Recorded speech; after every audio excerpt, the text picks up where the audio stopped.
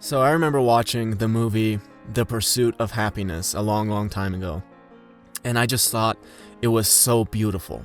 I couldn't stop crying. I was so amazed.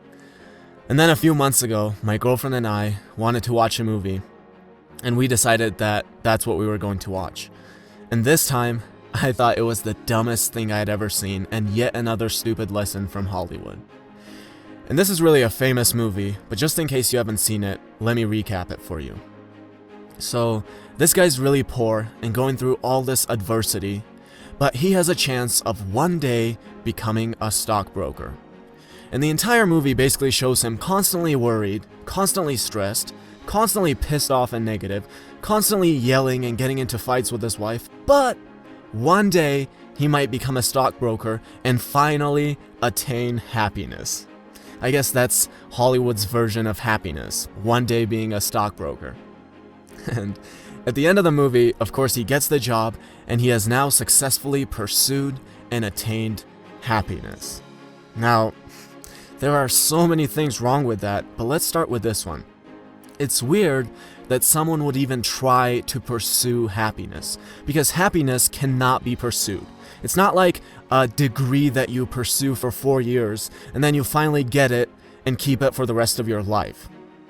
It's more like a birth certificate that just comes with you. It's in your house, you just have to find it. It doesn't depend on how big or small your house is, it's in there.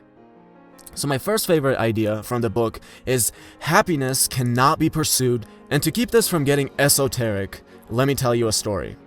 So I remember when I was about 7 or 8, my parents left me with my grandma.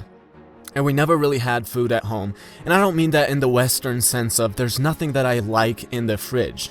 No, it was like there's nothing in the fridge that can be consumed as calories. And my grandma's only source of income was her pension. And I remember it was 13 lari, which is about $6 or $7. And sometimes they wouldn't even bring her that. Now, there was also a little bakery at the end of the street, and they had this little pastry that I really liked. And it cost 20 tetri, which is about 10 cents. But most of the time, I didn't have money to go buy it. So I was out on the street a lot with other kids, and I soon figured out that there was this lemonade store. And they'd give you 5 tetri if you brought them an empty lemonade bottle.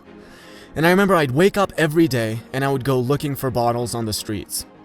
Now, it was pretty hard to find those bottles, but if I found 4 bottles, that would mean I could bring them to the lemonade store and get 20 tetri for them. And I remember how I was just the happiest kid alive.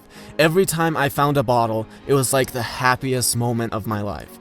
Every time I went to the lemonade store and collected my 20 tetri, it was an unbelievable feeling.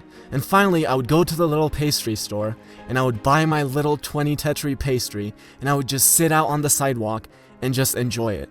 And it was supposed to have raisins in it, but since it was so cheap, they only put a few of them in there. And I remember the occasional raisin bite and how I felt like the happiest kid alive. Now contrast that to today. There have been times where I'm eating a $100 steak and I'm pissed off and unhappy because I ordered a medium well, but this looks more like a medium. My night is now officially ruined, guys. I'm going to be negative for the rest of the night. Now, I'm not here to tell you that the stale, bland, 10-cent pastry is better than a $100 steak. I have a preference for the steak. There's nothing wrong with improving your life and being able to experience more. But that's all it is, just the ability to experience more. What I will guarantee you is that you either cultivate the ability to be happy and are able to be completely happy where you are right now, or I promise you there's absolutely nothing around you that you can chase to attain happiness.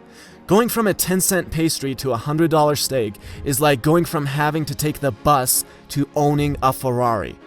Now, I'm going to say this again. Yes, it's okay if your preference is driving a Ferrari over taking the bus, but remember, all that does is just let you experience more. That's it. So you're either happy on the bus right now, just like you'll be happy when you have the Ferrari, or you aren't happy on the bus right now and you won't be happy in the Ferrari. And you know, I look at my life right now, which is really, really good, but I also think of what it's going to be like in 5 years. And in 5 years, the quality of my life is going to be 100 times better than what it is right now.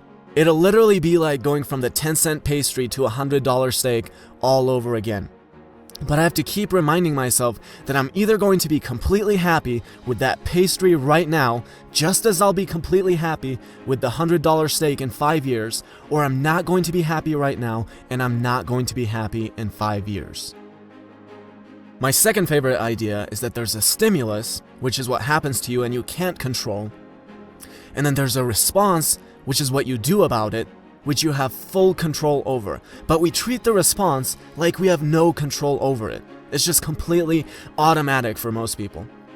Something bad happens to you, you automatically get pissed off. But the reality is, you don't have to. You have complete control over it. Doesn't matter what kind of stimulus you're presented with, no one can ever take away the ability for you to choose whatever response you like. So let's say you're in the kitchen, and you break a bunch of new plates that you just bought. Now, what's the automatic natural reaction?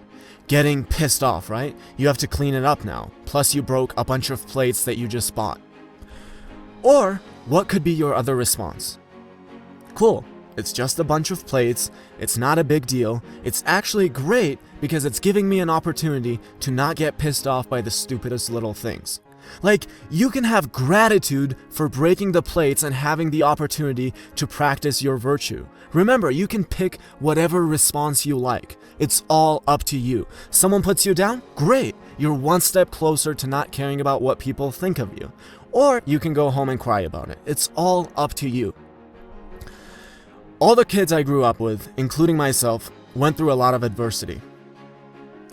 You know what happened to most of them? They turned into alcoholics and drug addicts. You know what their excuse is? I had to see my dad beat my mom. My parents never had time to take care of me. I was so poor, I had no opportunity. You know what my reason is for the very humble accomplishments I have at 22 years old? The exact same thing. There's no way most people are going to have the same work ethic as me. Most people don't know what it's like to be 7 and out on the street collecting dirty bottles so you can feed yourself. They just won't be able to compete with me. I'm sorry, and I'm so thankful for every bullshit experience I've had, and I wouldn't change a single thing if I could.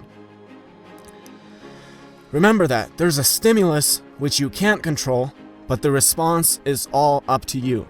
Step in between that gap and realize that everything can be taken away from you, but one remaining thing, and that is the freedom to choose.